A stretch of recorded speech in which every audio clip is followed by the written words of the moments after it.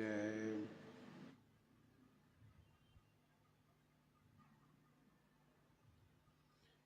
गोस्वामी जी महाराज पूर्व प्रसंग में वर्णन किए, तारकासुर से पीड़ित होकर के सब देवता लोग श्री ब्रह्मा जी के पास गए।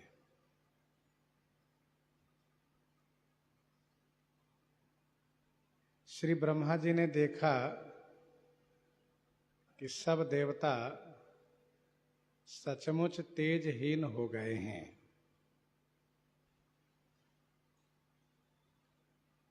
तब उन्होंने पूछा, देवताओं, ऐसी दशा आप लोगों को कैसे प्राप्त हुई है?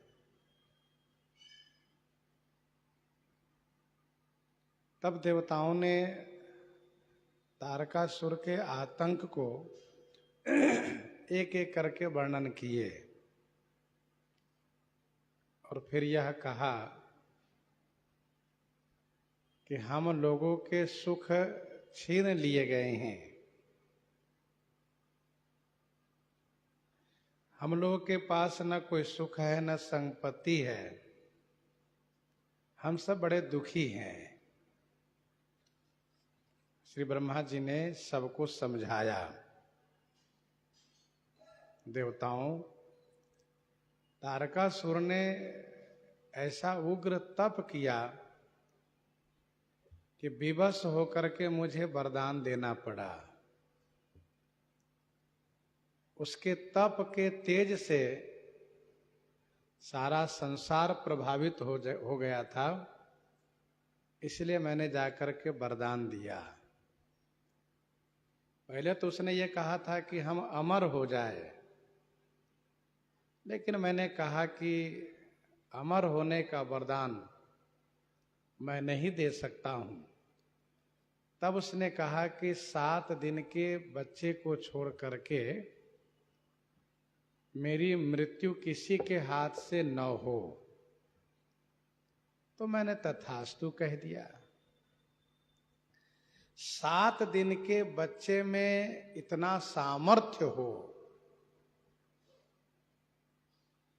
ऐसा तेज भगवान शिव को छोड़ करके किसी के पास नहीं है।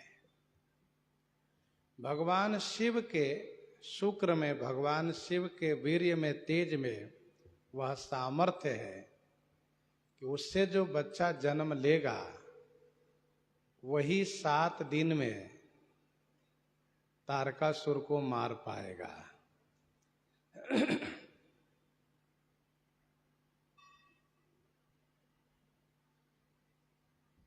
मोर कहा सुनी करहु उपाय, होयहि ईश्वर करहि सहाय। मोर कहा सुनी करहु उपाय, होयहि ईश्वर करहि सहाय। मेरा कहा सुनिए और आप सब उपाय कीजिए। होगा, काम बनेगा। ईश्वर सहाय करहि, ईश्वर सहायता करेंगे। ब्रह्मा जी महाराज यहां पर 2 बात कह रहे हैं। पहली बात तो ये कि पुरुषार्थ आप करिए, मेहनत कीजिए। और दूसरी बात यह कि ईश्वर सहायता करेंगे, अर्थात पुरुषार्थ के साथ साथ भगवान की कृपा को मान करके कार्य की सफलता में विश्वास रखना चाहिए।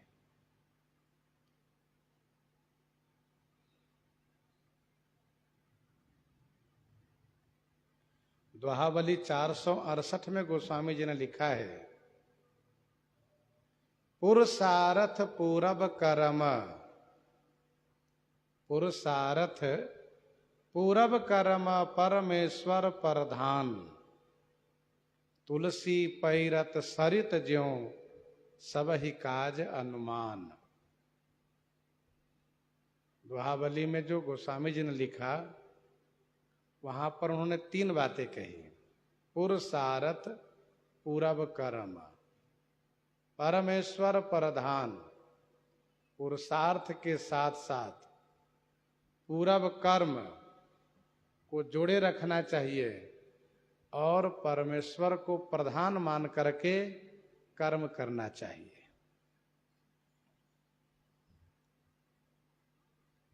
तदपि एक मैं कहो उपाय, होई है ईश्वर तदपि एक मैं कहूं उपाय, होई करे जो देव सहाय। सखा कही तुम नीकी उपाय, करिय देव जो होई सहाय। तासु दूत तुम तजी कदराई, तासु दूत तुम तजी कदराई, राम हृदय धरी करहु उपाय। इसका मतलब ये हुआ कि भगवान की कृपा पर भरोसा रख करके ही पुरुषार्थ करें। इन चौपाइयों से यही प्रमाण प्राप्त होता है। तासु दूत तुम तजी कदराई, राम हृदय धरि करहु उपाय। श्री राम जी को हृदय में रख करके उपाय कीजिए। श्री ब्रह्मा जी कहते हैं कि मोर कहा सुन करहु उपाय, हो यही माने काम बनेगा, ईश्वर सहायता करेंगे। सती जो तजी दक्ष मख देहा, सती जो तजी दक्ष मख देहा, जनमी जाई हिमाचल गेहा। सती जो तजी दक्ष मख देहा, सती जो तजी दक्ष मख देहा, जनमी जाई हिमाचल गेहा। श्री सती ने दक्ष मख देहा तजी, जो सती माने जिन श्री सती जी ने दक्ष के यज्ञ में जाकर के अपनी देह को परित्याग किया, उन्हीं श्री सती जी ने जाई हिमाचल गेहा जनमी, जाकर के शैलराज हिमाचल के घर में जन्म लिया है। सती जो तजी दक्ष मख देहा, केवल सती कहने से बहुत सतियों का इसमें समावेश हो जाता है। इस शब्द में केवल सती कहने से बहुत सतियों का समावेश हो जाता है इस शब्द में। इसलिए श्री ब्रह्मा जी ने स्पष्ट किया कि वह सती, कौन सती? कहा जिन्होंने अपने पिता दक्ष के यज्ञ में अपनी देह को परित्याग किया है, वे श्री सती। उन्होंने जाकर के शैलराज हिमाचल के घर में जन्म लिया है। जनमी जाई हिमाचल गेहा।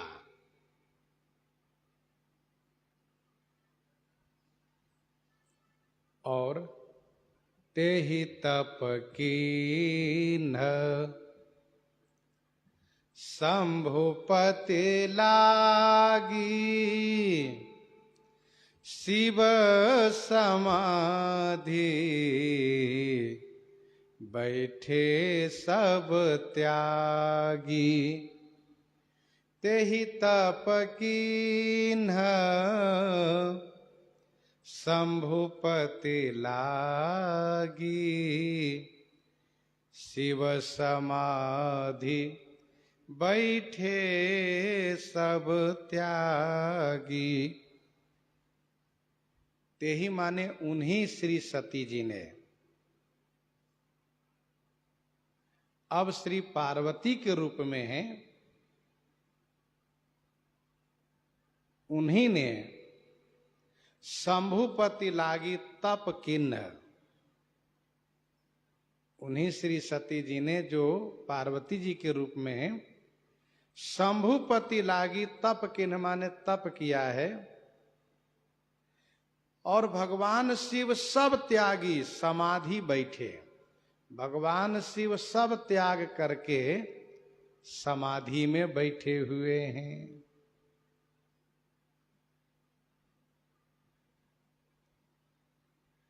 तेहि तप कीन्ह शंभुपति लागी, शिव समाधि बैठे सब त्यागी।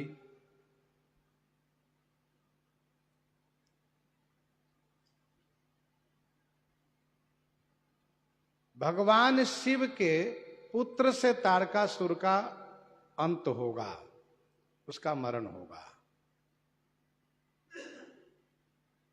तो शिव जी का विवाह कैसे हो, इसी संदर्भ में श्री ब्रह्मा जी अपना विचार देवताओं के समक्ष रख रहे हैं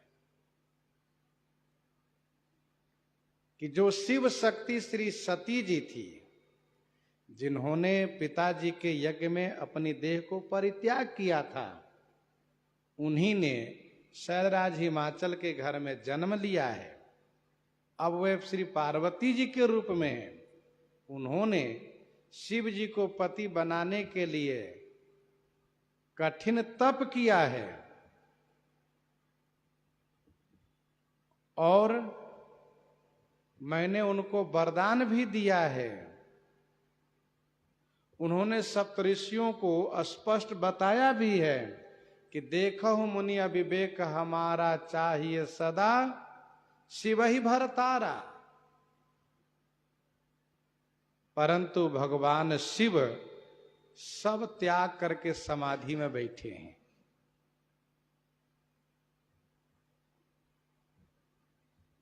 सब त्यागी कहने का भाव यह है, समाधि तभी लगती है जब सबका त्याग हो, सबसे मन विरत हो, तभी समाधि लगेगी। यदि कहीं मन अनुरक्त है, कहीं मन लगा है, समाधि लग नहीं पाएगी। इसलिए कहा सब त्यागी। वैसे भी भगवान का भजन सब त्याग करके ही करना चाहिए। सब त्याग कर का मतलब बाहरी जितने प्रपंच है सबका त्याग होना चाहिए। देह धरे कर यह फल भाई, देह धरे कर यह फल भाई, भजिए राम सब काम बिहाई, भजिए राम सब काम बिहाई।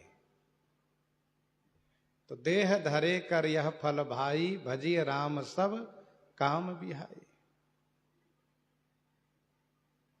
सुभाषित रत्नागार का श्लोक है, सतम विहाय भोक्तव्यम सहस्र स्नान माचरेत, लक्षम विहाय दातव्यम सर्वम त्यक्त्वा हरि भजेत, सर्वम त्यक्त्वा हरि भजेत। तो सब त्याग करके शिव जी समाधि में बैठे हैं।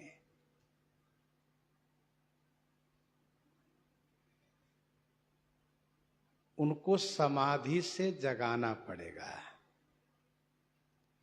और यह कार्य बड़ा कठिन है। यद्यपि अहई असमंजस भारी तदपि बात एक सुनहु हमारी, तदपि बात एक सुनहु हमारी। यद्यपि अहि अस मंजस भारी, तदपि बात एक सुनहु हमारी। यद्यपि भारी असमंजस अहि माने है, भारी असमंजस है, भारी दुविधा है। तदपि माने फिर भी हमारी एक बात आप सुनिए।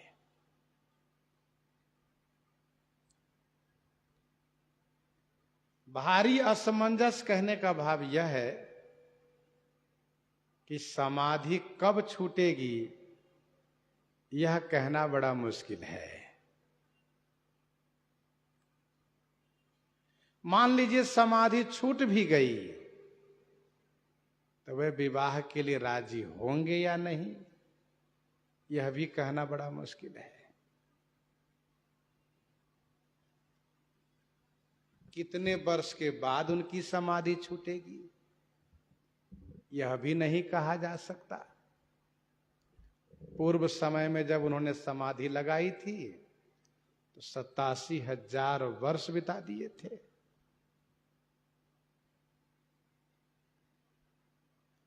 तो ये भारी असमंजस की बात है। फिर भी आप हमारी बात सुनिए। तदपि बात एक सुनहु हमारी।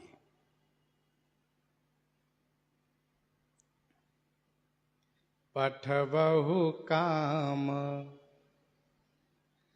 जाय शिव पाही, पठबहु काम जाय शिव पाही, करई क्षोभ शंकर मन माही, करई क्षोभ शंकर मन माही। पठबहु काम जाय शिव पाही, करई क्षोभ शंकर मन माही।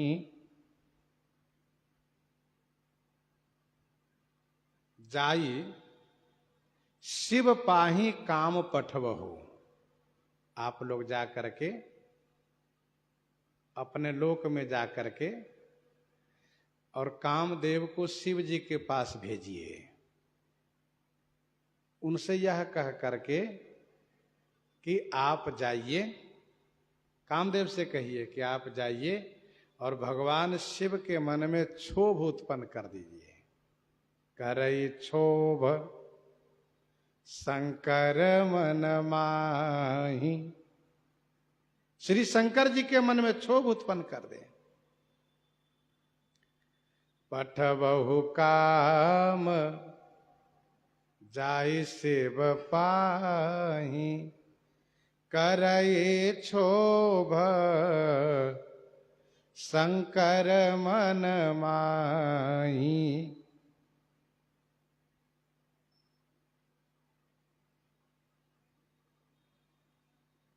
देखिए, और कोई यदि शिव जी की समाधि को भंग करने के लिए जाएंगे तो उन पर भगवान शिव नाराज हो जाएंगे।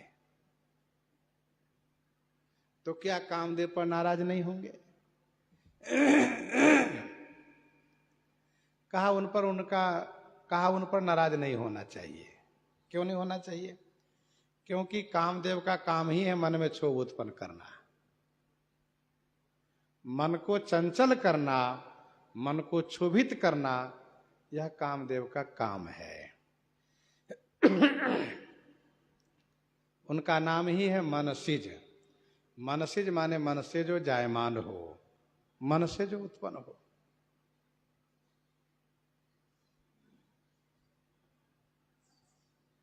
लेकिन भगवान शिव नाराज होंगे या नहीं होंगे, एक तो समय पर पता चलेगा।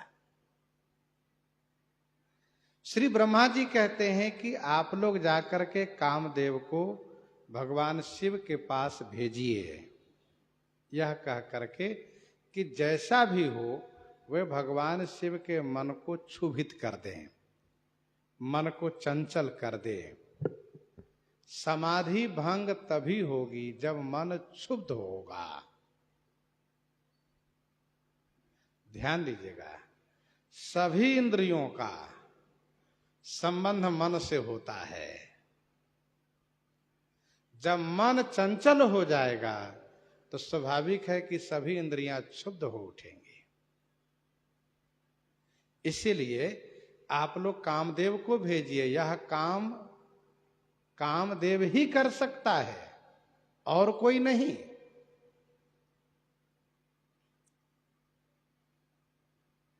और यदि कामदेव ने उनके मन को क्षुब्ध कर दिया, उनकी समाधि को भंग कर दिया,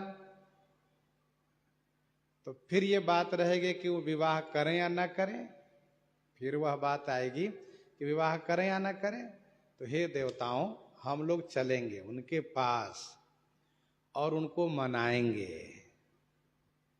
जैसे माने हाथ जोड़कर प्रणाम करके विनती करके उनको मनाएंगे और उनको कहेंगे कि आप अपने लिए न सही, औरों के लिए, परोपकार के लिए विवाह कीजिए। और हमें विश्वास है कि फिर वे विवाह करेंगे। तब हम जाई शिव ही शरनाई, करबाऊ विवाह बरियाई।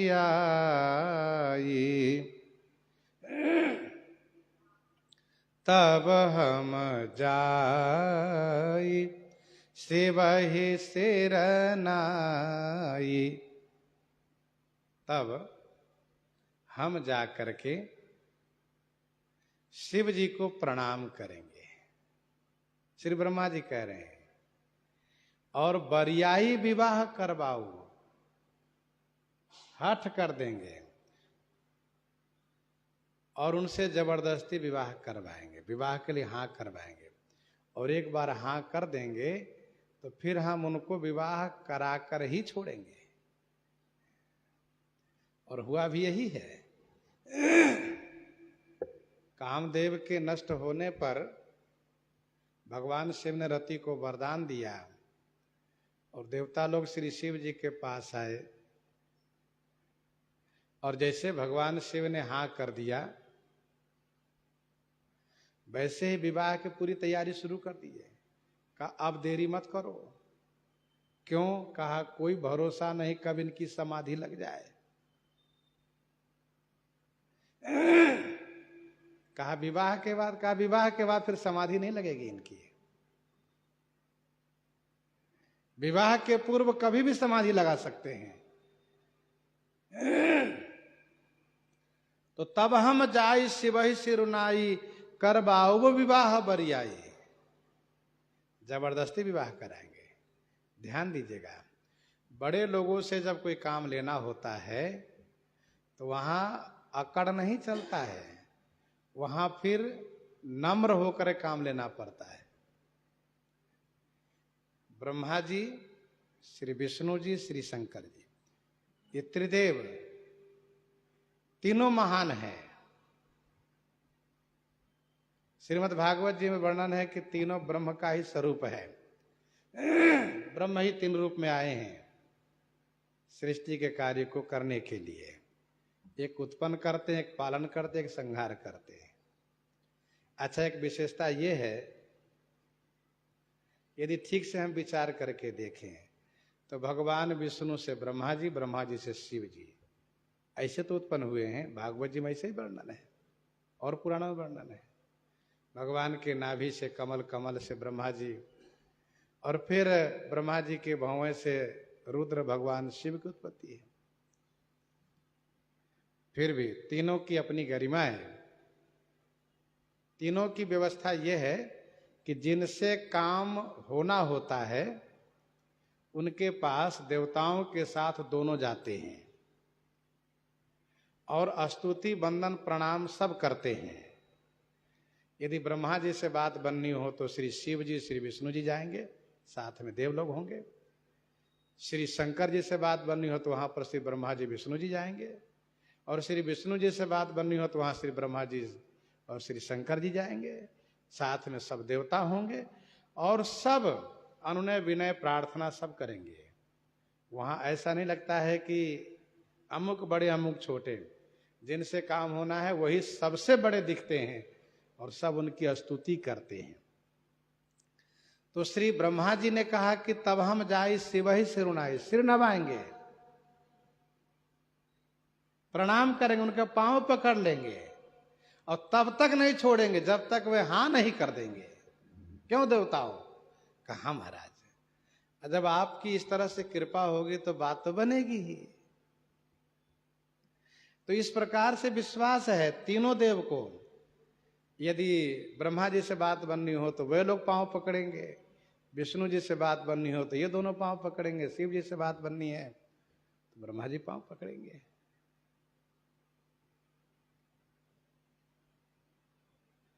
तब हम जाए शिवहि सिरुनाई। तो बड़े लोगों से काम विनम्र होकर के बनाया जाता है, अकड़ के नहीं, आदेश दे करके नहीं, झुक करके। तो श्री ब्रह्मा जी ने कहा कि हम उनको प्रणाम करके जबरदस्ती विवाह कराएंगे, और विवाह जहां हो गया तो समझ लीजिए बात आपकी बन गई। श्री ब्रह्मा जी ने कहा यही मुझे एक उपाय सूझ रहा है, यही उपाय समझ में आ रहा है। आप लोग यदि सहमत हैं तो इस उपाय में आप सब साथ दीजिए। आप अपना काम कीजिए, कामदेव को भेज के शिव जी की समाधि खुलवाइए, फिर आगे के काम हम करेंगे। यही विधि भले ही देवहित होई, मत यति नीक कहई सब कोई।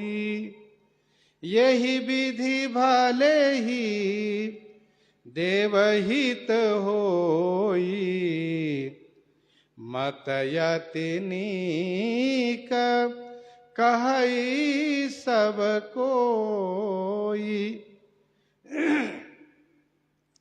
यही विधि भले ही देवहित होई। यही विधि माने इसी प्रकार से, भले ही माने चाहे, भले ही माने चाहे, देवहित होई, देवताओं का हित होगा। फिर तो सभी देवताओं ने कहा मत अति नीक, यह मत अति नीक है। मत माने सलाह, अति नीक माने बहुत अच्छी है। सब कोई कहे, सब लोग कहने लगे। अर्थात श्री ब्रह्मा जी के प्रस्ताव पर सभी ने मोहर लगाया, सभी ने अपनी सहमति दिखाई, और जब सभी ने सहमति दिखाई तो समझ लीजिए काम अवश्य होगा।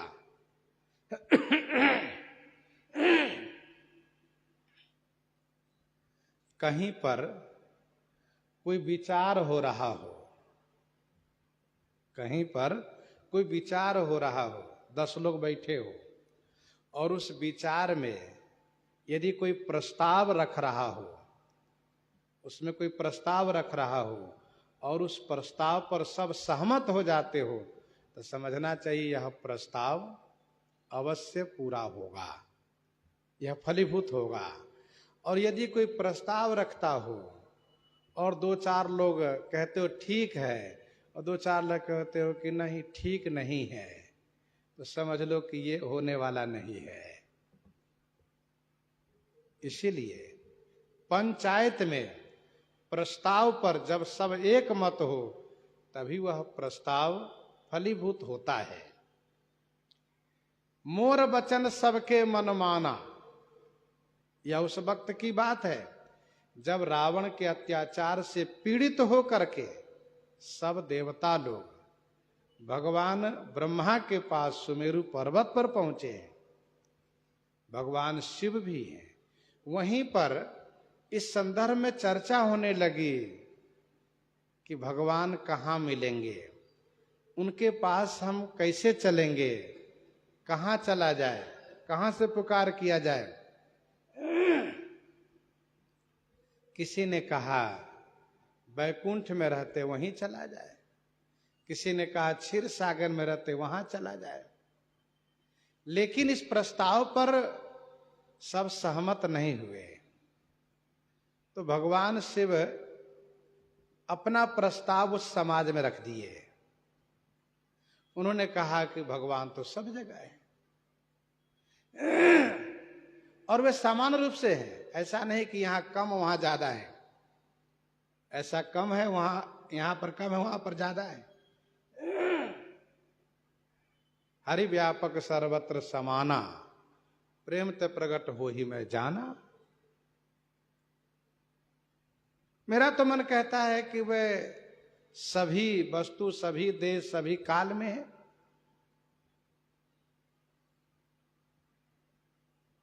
भगवान वहीं प्रकट हो सकते जहां से हम पुकारेंगे, जहां से हम बुलाएंगे। ठीक उसी प्रकार से जिस प्रकार से अग्नि प्रकट हो जाती है, भाई लकड़ी है तो अग्नि प्रकट हो सकती है, वैसे यदि हम लोग प्रेम से पुकार करेंगे तो भगवान यहीं प्रकट हो जाएंगे। गोस्वामी जी ने कहा कि भगवान शिव के प्रस्ताव से सब सहमत हो गए। मोर वचन सबके मन माना, साधु साधु करी ब्रह्म बखाना। और फिर सबने मिलकर स्तुति की है और स्तुति करने पर तुरंत आकाशवाणी हुई, बात बन गई।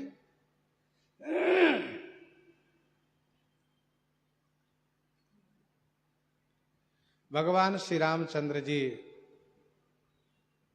लंका में पहुंच गए सेना के साथ। सुबेल पर्वत पर पड़ाव डाल दिए, अर्थात डेरा डाल दिए। रात्रि विश्राम हुआ।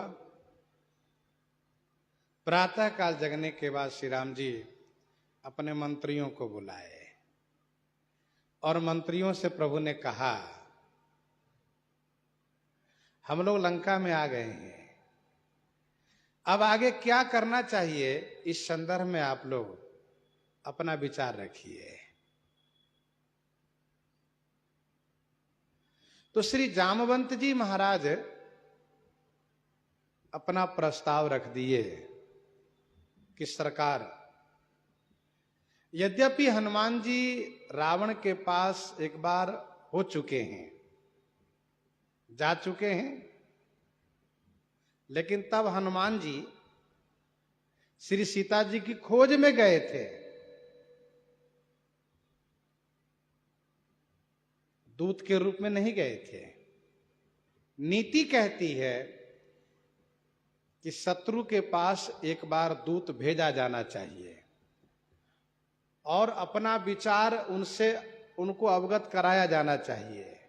यदि वह विचार में सहमत हो जाए तो युद्ध को टाला जाना चाहिए, युद्ध न हो यह प्रयास करना चाहिए। और यदि विचार से सहमत न हो और शत्रु यदि युद्ध के लिए ही उतारू हो, उतावला हो, तो फिर उनसे पीछे नहीं हटना चाहिए। रावण की सभा में भी इस प्रस्ताव को उनके बेटे ने रखा, लेकिन रावण ने इस प्रस्ताव को ठुकरा दिया। श्री राम जी के सामने श्री जामवंत जी ने प्रस्ताव रखा और यह भी स्पष्ट किया कि दूत के रूप में मेरा विचार है कि बाली पुत्र अंगद को भेजा जाना चाहिए, क्योंकि बाली से रावण का संबंध रहा है। इस नाते से अंगद की बात पर रावण अवश्य ध्यान देगा। गोस्वामी जी कहते हैं यह विचार सबको अच्छा लग गया। नीक मंत्र सबके मन माना, नीक मंत्र सबके मन माना, अंगद सनका कृपा निधाना।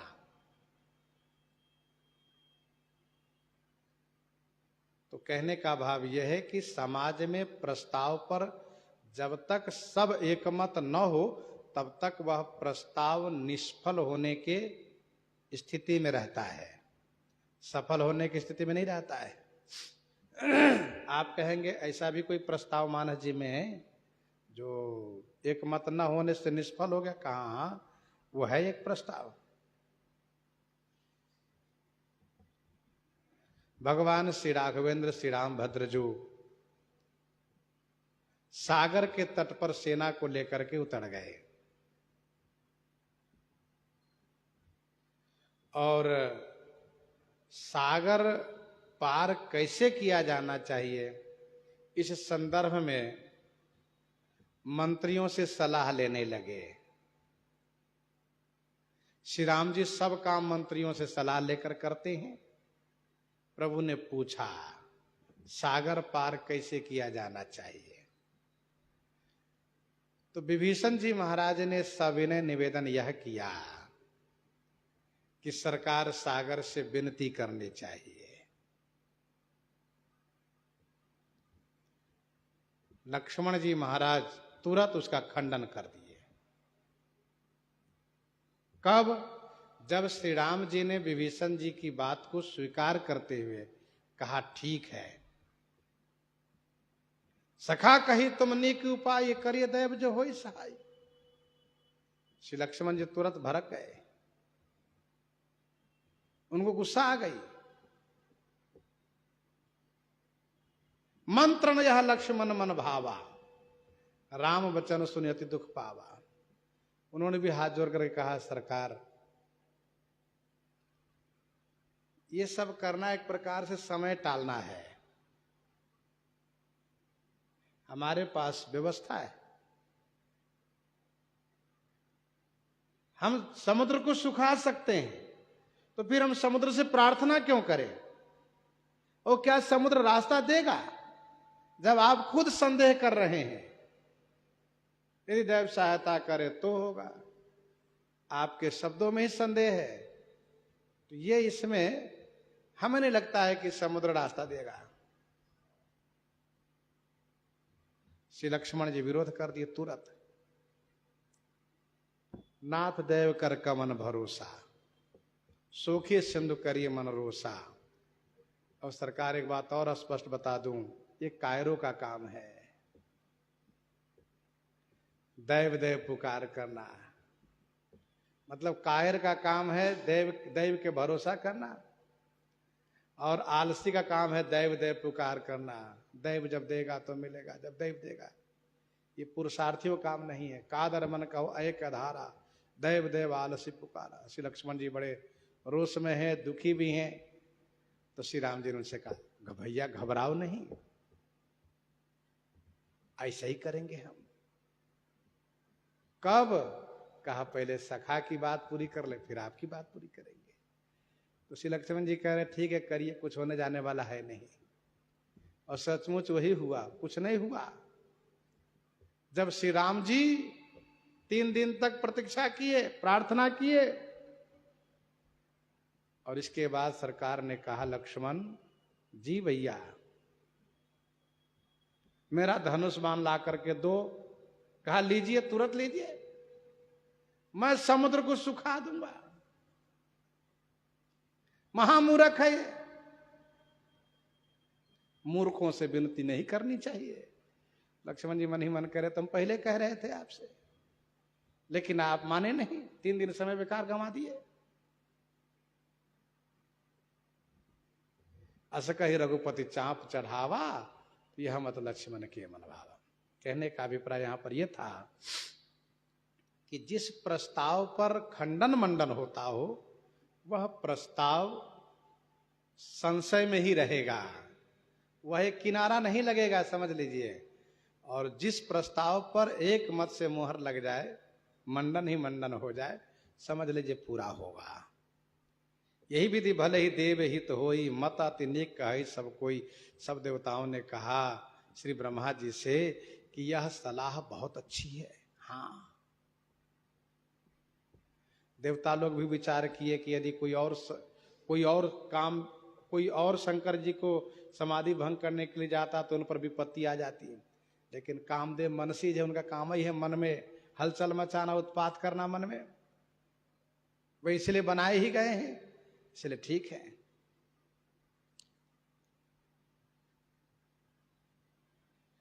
स्तुति सुरन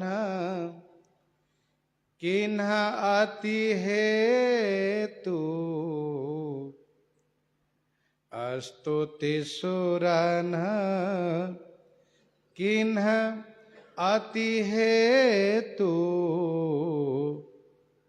प्रगट्यौ विषम बाण झसकेतु, प्रगट्यौ विषम बाण झसकेतु।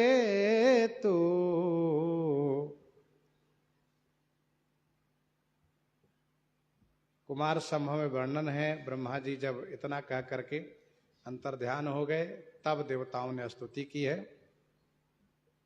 श्री ब्रह्मा जी ने यह कहा था कि जाकर के कामदेव को भेजिए, जिसमें ब्रह्मा जी का इशारा यह था कि कामदेव भी स्वर्ग में ही रहते हैं, आप लोग वहीं जाइए, वहीं से भेजिएगा।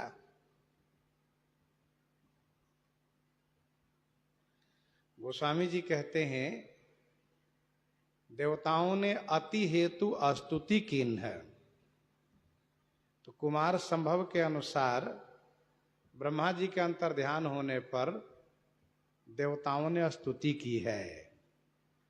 स्तुति सुरण कीन अति हेतु, अति हेतु माने अति प्रेम से सुरण देवताओं ने स्तुति की है। कामदेव ने सोचा क्या बात है, आज हमारी स्तुति की जा रही है भाई,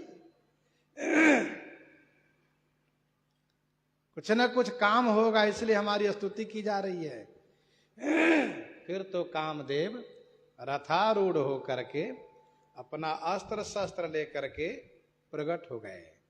प्रगटेउ विषम बाण, खाली हाथे नहीं आए, विषम बाण माने कठिन बाण, 5 बाण लेकर आए। और झस केतु माने मीन ध्वजी, झस माने मछली, केतु माने ध्वजा, जिनकी ध्वजा में मीन का चिन्ह है, मछली का चिन्ह है। ध्वजा का मतलब हाथ में ध्वजा लेकर नहीं, रथ पर आए हैं, रथ की ध्वजा में मछली का चिन्ह है।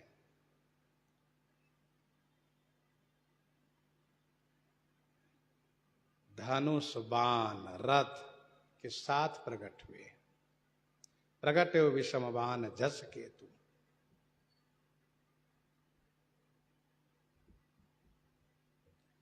कामदेव मीन ध्वजी है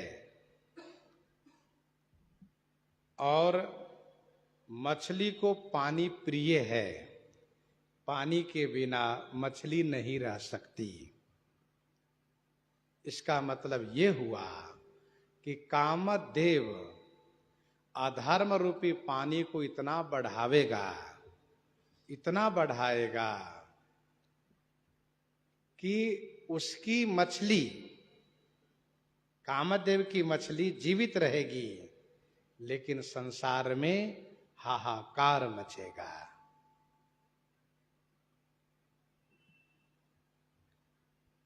प्रगटे विषम बाण झस केतु। हेतु माने प्रेम, अति हेतु से, हर से हेतु हेरी हर ही को, हेतु माने प्रेम। चले संग हिमवंत तब पहुंचावन अति हेतु, तो बड़े प्रेम के साथ देवताओं ने स्तुति की है। प्रगट्यो विषम बाण झस केतु। विषम बाण माने कठिन बाण है इनका। सम बाण का अर्थ होता है बराबर, और विषम माने विषम संख्या। विषम का अर्थ कठिन भी होता है, और विषम माने जिसकी संख्या विषम हो। जैसे 3 ये विषम संख्या है, 2 सम संख्या है, तो कामदेव के पास 5 बाण है, 5 बाण है। करना केतकी केवड़ा, करना केतकी केवड़ा, कदम आम की बौर। करना केतकी केवड़ा, कदम आम की बौर, ये सब सर है काम के केशव दासन और। ये 5 बाण है। ध्यान दीजिएगा, कामदेव का धनुष बाण फूल का है। काम कुसुम धनुषायक लीन्हे, सकल भुवन अपने बस कीन्हे। कामदेव लोहे के, सोने चांदी के, पीतल तांबे का धनुष बाण नहीं रखा है, वह फूल के धनुष बाण है। वो फूल से मारता है, लोग घायल हो जाते हैं। कामदेव फूल से मारकर ही घायल करता है। शूल कुलिस असी अंगम निहारे, शूल कुलिस असी अंगम निहारे, ते रतिनाथ सुमन सर मारे। जो शरीर वज्र को सह लेता हो, तलवार को सह लेता हो, वह शरीर जो त्रिशूल को सह लेता है, फूल को नहीं सह पाता है। यह है कामदेव के फूल का प्रभाव। और फूलों की बात नहीं है, कामदेव का फूल। ते रतिनाथ सुमन सर मारे, ये फूल के बाण से मारता है। प्रगटो विषम बाण झसकेतु, आपने दोहा सुना। करना केतकी केवड़ा, कदम आम की बौड़, ये सब सर है काम के केशवदासन और।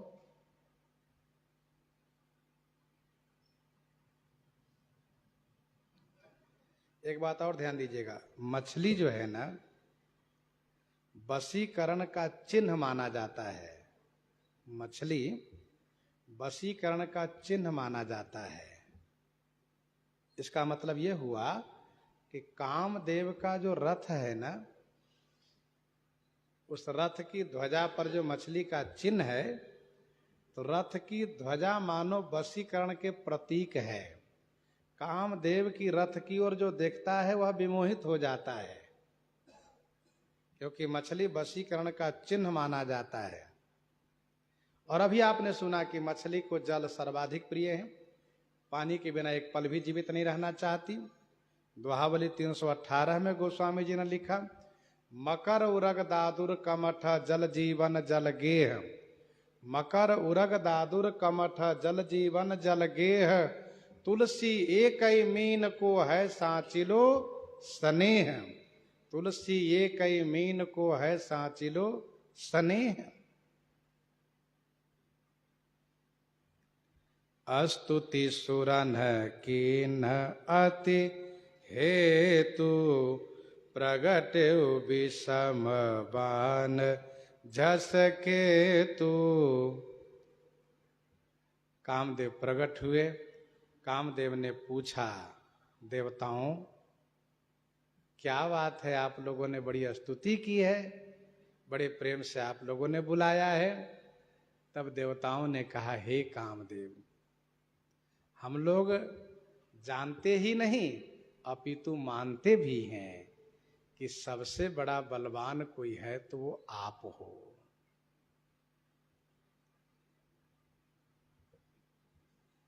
योद्धाओं में आपकी प्रथम गिनती है।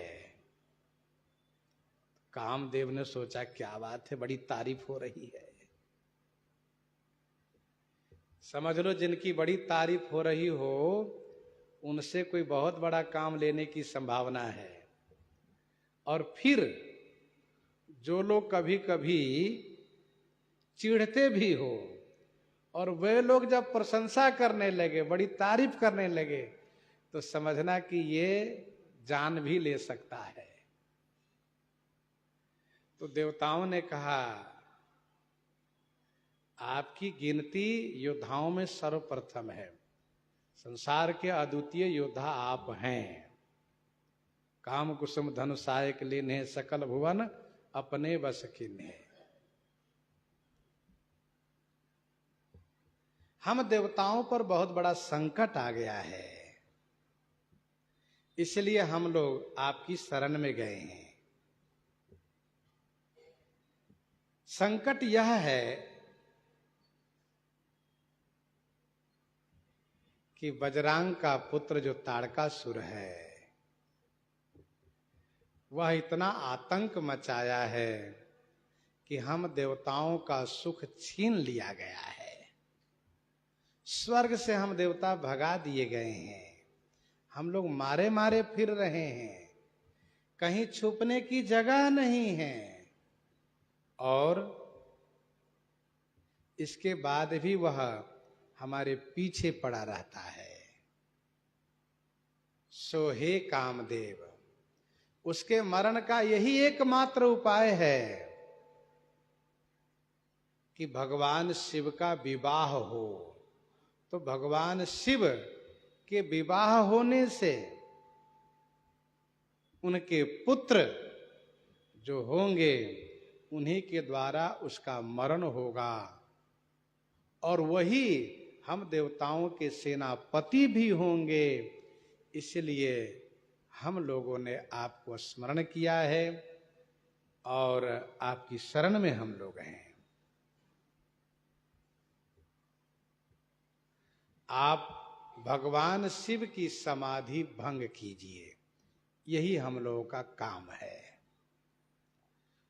सुरन कही निज विपति सब, सुनि मन कीन्ह विचार, शंभु विरोधन कुशल मोहि, बिहसी कहे अस मार, बिहसी कहे अस मार। सूरन ने कही निज विपत्ति सब, सुनि मन कीन्ह विचार। देवताओं ने अपनी सारी विपत्ति कही, सुन करके कामदेव ने मन में विचार किया और फिर मार बिहसी अस कहेऊ। मार माने कामदेव ने, बिहसी माने हंसते हुए ऐसा कहा, देवताओं शंभु विरोधन कुशल मोहि। भगवान शंभु से विरोध करने पर हमारी कुशलता नहीं रहेगी। सुरण कही निज विपत्ति सब, सुनि मन कीन्ह विचार। ध्यान दीजिएगा, कोई बहुत प्रशंसा करे इसका मतलब ये नहीं सीधे कूद जाना चाहिए, अपनी शक्ति सामर्थ्य पर विचार भी कर लेना चाहिए। कामदेव ने मन में विचार किया कि भगवान शिव की समाधि भंग करना आसान नहीं है, और उनकी समाधि भंग करने वाले को कल्याण भी नहीं है, क्योंकि उनका नाम है शंभु। संग माने कल्याण, भू माने उत्पन्न करने वाले। जो कल्याण के उत्पन्न करने वाले हैं उनसे विरोध करना मानो अपने कल्याण को हाथ धो के फेंक देना है, अपने कल्याण से हाथ धो लेना है। सुरण कही निज विपत्ति सब, सुनि मन कीन्ह विचार, शंभु विरोधन कुशल मोहि, बिहसी कहे वस मार। मार माने कामदेव ने हंसते हुए ऐसा कहा। हंसते हुए कहा, यह कामदेव की वीरता है। ऐसा नहीं कोई व्यक्ति अपना कष्ट सुनावे तो सुनकर के अपने रोने लगो, तो सुनाने वाले का भी मन अधीर हो जा रहे, इनको हमने अपना दुख सुनाया तो खुद ही रो रहे हैं। सो नहीं, कामदेव ने हंसते हुए मानो अपनी वीरता का परिचय दिया कि शिव जी से विरोध करने पर कुशलता नहीं है, लेकिन आप निराश भी मत होइएगा, काम हम करेंगे जरूर। एक बार देवताओं को तो लगा कि अरे कामदेव तो पीछे हट रहे हैं, कैसे क्या होगा, कह रहे हैं सम विरोध न कुशल मोहि। लेकिन फिर जब कामदेव ने कहा कि तदपि कर्म में काज तुम्हारा, तब देवताओं का मन खुश हुआ कि चलो काम तो करेंगे।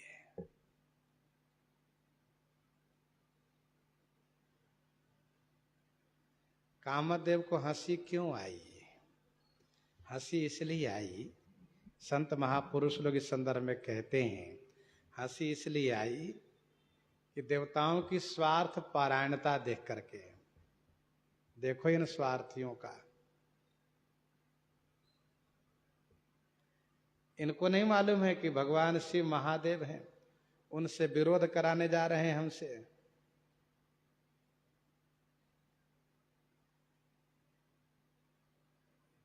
इनके मन में कपट जरूर है, कपट कुचाल सिंह सुर राजू, इसलिए हंसी आई। कपट कुचाल सिंह सुर राजू, पराकाज प्रिय आपन काज, इसलिए हंसी आई।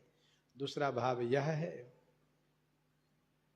हंसी इसलिए आई कि आज इन लोगों को हमारी वीरता पर विश्वास हुआ कि कामदेव वीर है। आज इन लोगों ने माना हमारी वीरता को, इसलिए हंसी आई। तीसरा भाव यह है, इसलिए हंसी आई कि भगवान शिव सुमेरु के समान है और हम शेर के समान हैं। सुमेरु से शेर को टकराना कब तक ठहर पाएगा वो। चौथा भाव यह है, इसलिए हंसी आई कि अभी तो हमें कह रहे हैं कि आप लोग, हमें कह रहे हैं कि आप जाओ शिव जी की समाधि भंग करो, और हम शिव जी की समाधि भंग करने जाएंगे तो शिव जी के क्रोध का पात्र भी बनेंगे। वे गुस्सा करेंगे तो हम भाग के कहाँ जाएंगे, और जब वे गुस्सा करेंगे तो हम पर प्रहार भी करेंगे तो हम तो मर जाएंगे, और हम मर जाएंगे तो ये लोग कल से बैठ कर रोएंगे, क्योंकि देवताओं का जीवन विषय प्रधान है। इन लोगों को सुख बंद हो जाएगा, सुख ही नहीं मिलेगा, ये परेशान होंगे, इसलिए हंसी आई। सन्मुख मरण वीर कई शोभा, यह उत्साह कामदेव के मन में है, इसलिए प्रसन्न है कामदेव। अच्छा, गोस्वामी जी ने कहा मार, मार जो शब्द है ना, उसमें आप अक्षर को परिवर्तन कर दीजिए। म को उठा कर उधर कर दीजिए, र को उठा के इधर कर दीजिए, तो हो जाएगा राम। जिस हृदय में राम है, जिस हृदय में राम है, उस हृदय में क्षोभ पैदा करने के लिए काम चला है। इसलिए गोस्वामी जी कहते हैं यह है मार, अर्थात इस पर मार पड़ेगी, जरूर मार पड़ेगी, क्योंकि श्री राम जिस हृदय में हो, जो राम से विरोध करेगा वह मार जरूर खाएगा। अब मार खाने में कहां तक मार खाएगा कामदेव, ये तो समय बताएगा। तो बिहसी कहे वस मार, मानो कामदेव को भी आभास हो गया कि मार तो खानी पड़ेगी हमको, इसलिए गोस्वामी जी ने पहले कह दिया मार। तदपि करब मैं काज तुम्हारा, श्रुति कह परम धर्म उपकारा।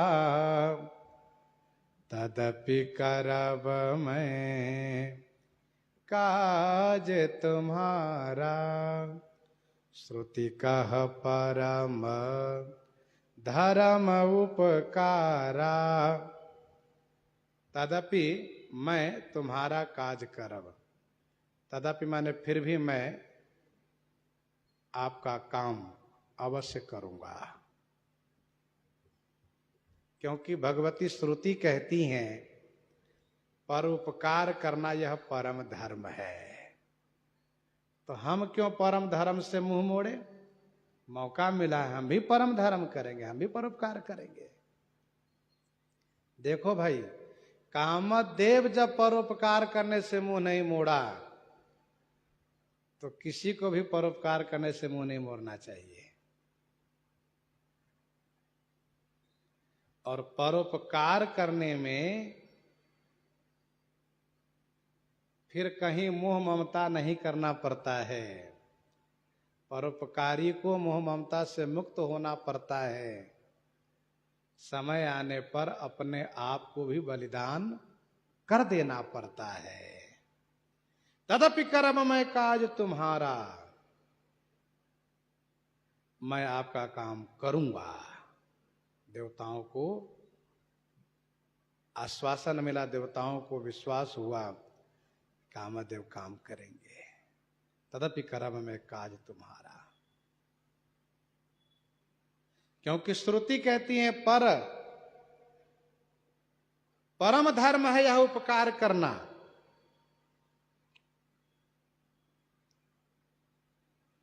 परहित सरिस धर्म नहीं भाई, पर पीड़ा सम नहीं अधमाई। भगवान वेद व्यास जी 18 पुराण बनाए। भगवान वेद व्यास जी 18 पुराण की रचना किए। एक बार एक संत ने उनसे पूछा, महाराज ये तो बहुत बड़ा ग्रंथ हो गया, 18 पुराण, इन पुराणों का सिद्धांत क्या है, आप कृपा करके समझा दीजिए। सिद्धांत थोड़ा ही होता है। तो भगवान वेद व्यास जी ने कहा, इनका सिद्धांत ये है, संपूर्ण 18 पुराणों का सिद्धांत है। 18 पुराणेषु व्यासस्य वचनम द्वयम्, परोपकारः पुण्याय पापाय परपीडनम। परोपकार करना पुण्य है, पर पीड़ा पहुंचाना पाप है। यही 18 पुराण का सिद्धांत है। तो श्रुति का परम धर्म उपकारा, परोपकार करना यह परम धर्म है।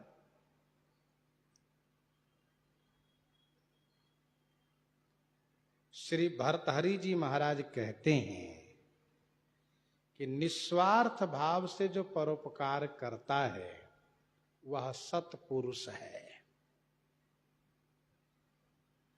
जो स्वार्थ लेकर के परोपकार करता है वह सामान्य पुरुष है। और जो अपने स्वार्थ के लिए किसी को नुकसान करता है, हानि पहुंचाता है, वह राक्षस है। लेकिन उसको हम क्या कहें, हम ही नहीं समझ पा रहे हैं। जिसमें उसको कुछ मिलना नहीं, कोई स्वार्थ नहीं है, बिना मतलब के, बिना प्रयोजन के दूसरों को अपकार करता है, हानि पहुंचाता है, उसको हम क्या कहें, हम नहीं समझ पा रहे हैं। तो उत्तम सत्पुरुष वह है जो निस्वार्थ भाव से परोपकार करता है। कामदेव कह रहे हैं, परहित लागी तजई जो देही, परहित लागी तजई जो देही, संतत संत प्रशंसहि तेहि, परहित लागी तजई जो देही। परहित लागी तजई जो देही, जो परहित लागी माने पराय हित के लिए अपनी देह को परित्याग करता है। तो संतत संत प्रशंसहि तेहि, तेहि संत संतत प्रशंसहि, तेहि माने उसे संत महापुरुष लोग, संतत माने हमेशा प्रशंसा करते हैं।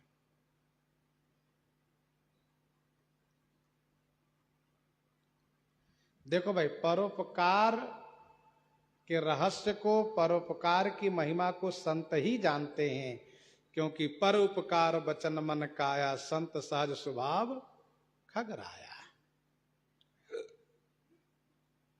जो कोई परोपकार के लिए अपनी देह को परित्याग करता है, संत उनको बड़े सम्मान से प्रशंसा करते हैं। जैसे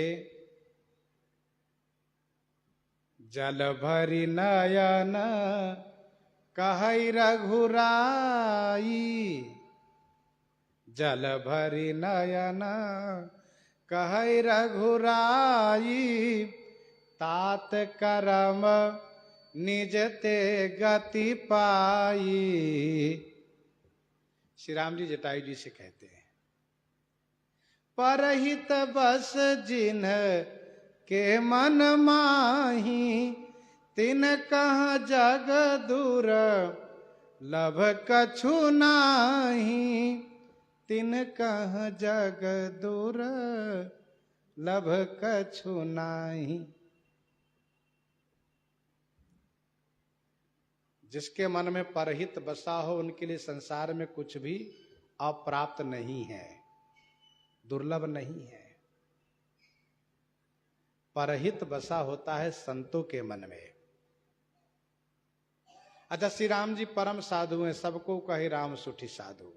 श्री राम जी जटायु जी की प्रशंसा करते हैं, क्योंकि जटायु जी ने परोपकार में अपने शरीर को न्यौछावर कर दिया है। कह अंगद विचारी मन माही, कह अंगद विचारी मन माही, धन्य जटायु सम को नाही। क्यों? कहा राम काज कारण तनु त्यागी, हरिपुर गयो परम बड़ भागी। परोपकार के लिए जो शरीर परित्याग करता है उनकी प्रशंसा संत करते हैं। कामदेव कहना यह चाहता है कि संत लोग हमसे नफरत करते थे, अभी तक संत यही कहते कामदेव ठीक नहीं है, बहुत बेकार आदमी है वो। क्यों? अच्छे को ही बुरा बना देता है वह, विषय में प्रवृत्त करा करके। लेकिन अब हमारी प्रशंसा संत करेंगे, कहेंगे नहीं नहीं कामदेव बहुत अच्छा व्यक्ति था। अरे देवताओं के हित के लिए, देवताओं के हित के लिए भगवान शिव की समाधि भंग करने में अपने आप को न्यौछावर कर दिया, बलिदान कर दिया, तो संत प्रशंसा करेंगे। और एक बात ध्यान दीजिएगा, संत जिनकी प्रशंसा करते हो उन्हीं का जीवन धन्य माना जाता है। संत जिनकी प्रशंसा करे उन्हीं का जीवन धन्य है। बाकी तो बहुत लोग प्रशंसा करते तो सिर्फ प्रशंसा में झूठ सांच भी कह देते, लेकिन संत यथार्थ वक्ता होते हैं। संत जिनकी प्रशंसा करे उनका जीवन धन्य है। इसी बात को ध्यान में रखते हुए निषाद राज ने कहा, साधु समाजन जाकर लेखा, साधु समाजन जा कर लेखा, राम भगत महु जा सुन रेखा, जाये जियत जग सो मही भारू, जाये जियत जग सो मही भारू, जननी जौवन बिटप कुठारू, जननी जौवन बिटप कुठारू, जाय जियत जग सोमय भारू। तो साधु समाज में जिनका स्थान मिल जाए, साधु समाज न जाकर लेखा। कामदेव खुश हो रहा है कि अब आज के बाद संत लोग मेरी प्रशंसा करेंगे। कामदेव, अरे वाह, तुम तो सचमुच वीर हो, तुमने बड़ा उपकार किया है। क्योंकि असुर साधुओं को सता रहा है, मेरे इस कार्य से असुर मारे जाएंगे तो हमारी प्रशंसा होगी।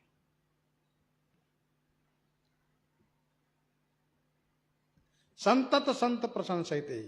एक बात ध्यान दीजिएगा, कामदेव ने परोपकार में अपने आप को न्यौछावर किया है, अपने आप को बलिदान दिया है, इसीलिए 4 पदार्थ में इनको स्थान मिला है।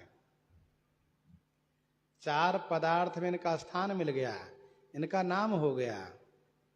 गोस्वामी जी ने लिखा दोहावली में 359 में, गुरु संगति गुरु होई सो, गुरु संगति गुरु होई सो, लघु संगति लघु नाम, गुरु संगति गुरु होई सो, लघु संगति लघु नाम, 4 पदार्थ में गने नरक द्वारहु काम।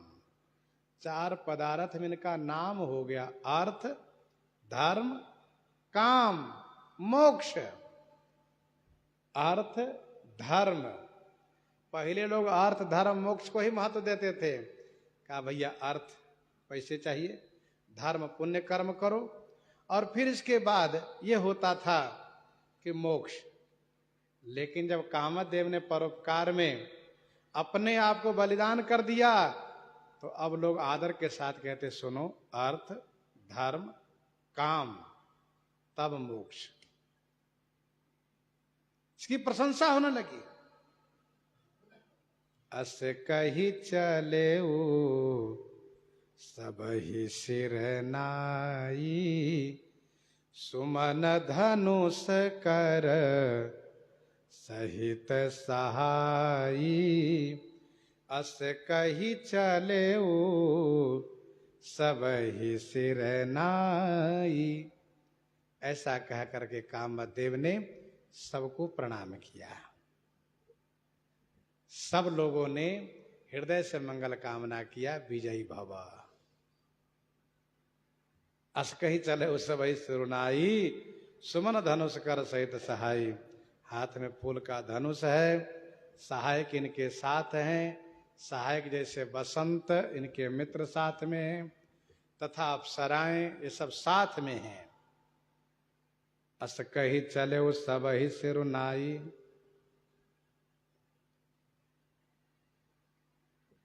जिस प्रकार से देवताओं ने श्री सरस्वती जी से प्रार्थना किया कि माता आप कृपा करके श्री राम जी का राज तिलक भंग करा दीजिए और इनको वन भेजवा दीजिए, तो श्री सरस्वती जी पहले बहुत चिंतित हो गई। लेकिन श्री सरस्वती जी ने फिर विचार किया कि इस कार्य में बड़ा उपकार दिख रहा है, मैं वनवास कराऊंगी। तत्काल तो बहुत लोगों को कष्ट होगा, पीड़ा होगी, लोग उल्टा सीधा भी कहेंगे, लेकिन हमें नहीं कहेंगे, हम तो माध्यम किसी और को बना लेंगे। लेकिन समझदार लोग तो मेरे ऊपर ही दोष लगाएंगे।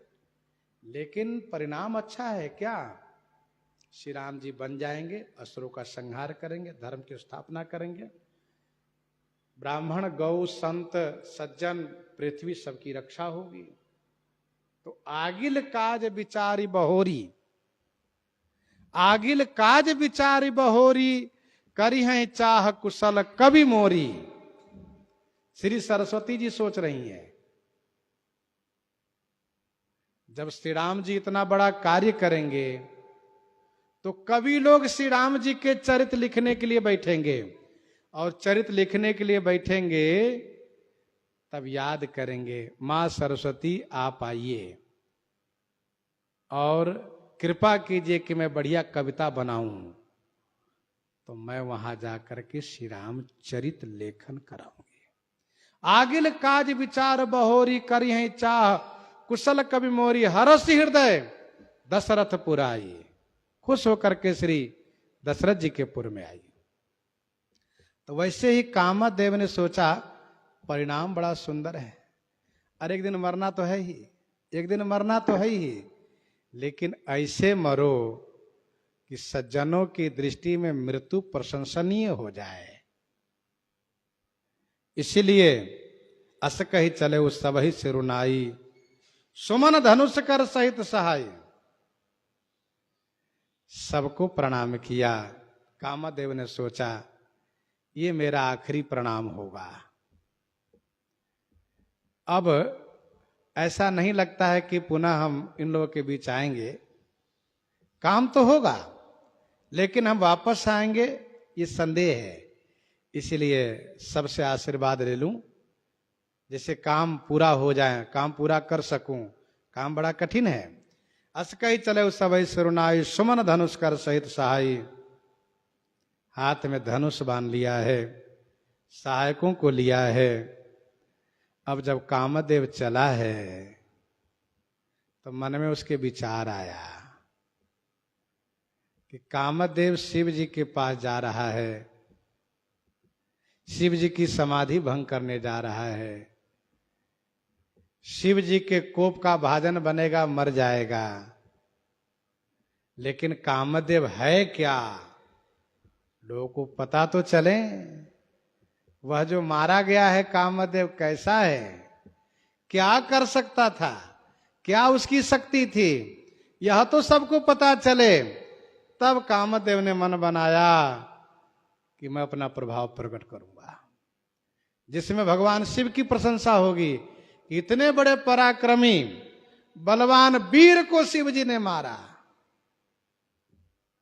अच्छा, किसी के बारे में बड़ी प्रसिद्धि हो कि अमुक व्यक्ति अमुक वीर बहुत बलवान है, लेकिन केवल नाम भी सुन के रह जाओ तो मन में संतोष नहीं होता जब तक उसका पराक्रम देखने को न मिले। तो कामदेव ने मन बना लिया कि अब मैं अपना पराक्रम प्रकट करूंगा। सो प्रसंग हम लोग आगे सुनेंगे। यहीं हृदयांगम करते हुए आइए श्रवण करते हैं श्री भक्तमाल जी से।